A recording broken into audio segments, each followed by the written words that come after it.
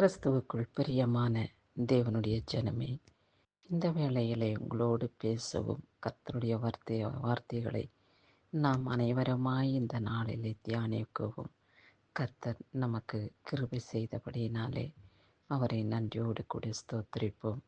நீதிமொழிகள் 3 அதிகாரம் 5-6 வசனங்களிலே சொல்லப்பட்டுள்ள வார்த்தை என்னவென்றால், உன் நீ உன் சுய புத்தியின் மேல் சாயாமல் உன் முழு இருதயத்தோடும் கர்த்தரில் நம்பிக்கையாயிருந்து உன் வழிகளெல்லாம் அவரை நினைத்துக்கொள். அப்பொழுது அவர் உன் பாதைகளை செவைப்படுத்துவார் என்று சொல்லப்பட்டுள்ளது. நம்முடைய யோசனைகள் பலவிதமாய் நமக்குள் காணப்படும். அந்த யோசனைகளை நாம் செய்ய முற்படும் பொழுது அதிலிருந்து தோல்வியும் சஞ்சலமும் வருத்தமே அல்லாமல் வேறொன்றும் இல்லை என்று நாம் காண முடியும்.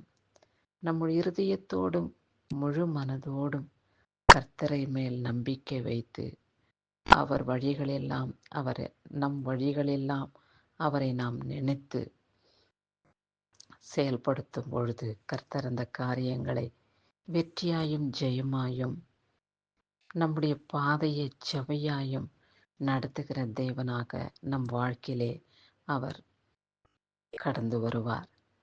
நீங்களே சில சமயங்களிலே யோசித்து சிந்தித்து பாருங்கள். கர்த்தரிடத்திலே சிறு காரியமானாலும் பெரிய காரியமானாலும், ஆண்டவரே, நான் இதை செய்ய போகிறேன், நான் இதை பேசப் போகிறேன், நீர் என்னோடு கூட வாங்க, என்னுடைய கையின் பிரயாசத்தை நீங்க ஆசீர்வதிங்க, என்னுடைய கரத்தை மறைத்து நீர் அதை செய்கிறவராக காணப்படுங்க, என்னுடைய வாழ்க்கையிலே தோல்வியே இல்லாமல் வெற்றியை நான் கண்டது அரிதாய் காணப்படுகிறது. இப்பொழுது நான் உம்மை பற்றி கொண்டேன், உம்மை நம்பியிருக்கிறேன், உம்மீது என்னுடைய பாரத்தை வைத்து விட்டேனப்பா, நீங்க பொறுப்பெடுத்து கொள்ளுங்க, நீங்க ஆசீர்வதிங்க. மோசேயனுடைய ஓடு கூட நீர் இருந்தீர். மோசே கையில் வைத்திருந்த கோலைக்கு நீர் ஆசீர்வதித்தீர். அந்த கோலின் நிமித்தமாக பல அதிசயங்களை, ஆச்சரியங்களை, அற்புதங்களை மோசே செய்து வந்தார். அந்த கோலிலே ஒரு நன்மையும் இல்லை. ஆனால் அந்த கோலின் நீர் பிடித்தபடியினாலே அந்த கோலிலிருந்து பல அதிசயங்கள் வெளிப்பட்டன என்று நம்முடைய வேதத்திலே காண்கிறோம். அப்படியாய் நான் செய்யும் ஒவ்வொரு செயல்களையும் நீர் முன்னே இருந்து நீ நடத்தியருளும். நீர் என்னோடு கூட இருந்தால் போதும் ஆண்டவரே, எல்லாவற்றையும் நான் ஜெயமாக கடந்து வருவேன். அந்த பரிசுத்தமுள்ள பரலோக ராஜ்யத்திலும் கூட நான் பங்குள்ளவனாக என்னை நீர் தகுதிப்படுத்தும். அதற்காகவே நீர் இந்த பூமியிலே எங்களை அனுப்பினீர். நான் செய்கிற, நான் பேசுகிற, நான் நினைக்கிற ஒவ்வொரு காரியமும் உம்முடைய சித்தமாய் காணப்படட்டும் ஆண்டவரே, அப்படி என்று சொல்லி நாம் ஜெபித்து நாம் கடந்து வரும்பொழுது அதிலே வருகிற ஆசீர்வாதம் பெரிதாய் காணப்படும். சந்தோஷம் மிகுதியாய் நிலைத்திருக்கும்.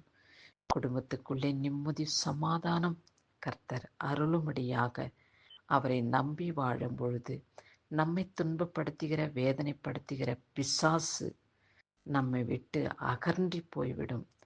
கொஞ்சத்திலே உண்மையாயிருந்தால் அநேகத்தின் மேல் அதிகாரியாக வைப்பேன் என்று சொன்ன தேவன், நாம் செய்யும் ஒவ்வொரு காரியங்களிலும் கர்த்தர் நிலைத்திருக்கும் பொழுது அது உண்மையும் உத்தமமாக காணப்படும்.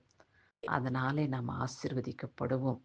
தேவனுடைய நீதி நம்மிலே விளங்கப்படும். பரிசுத்த ஆவியானவர் நம்மை வழிநடத்துவார்.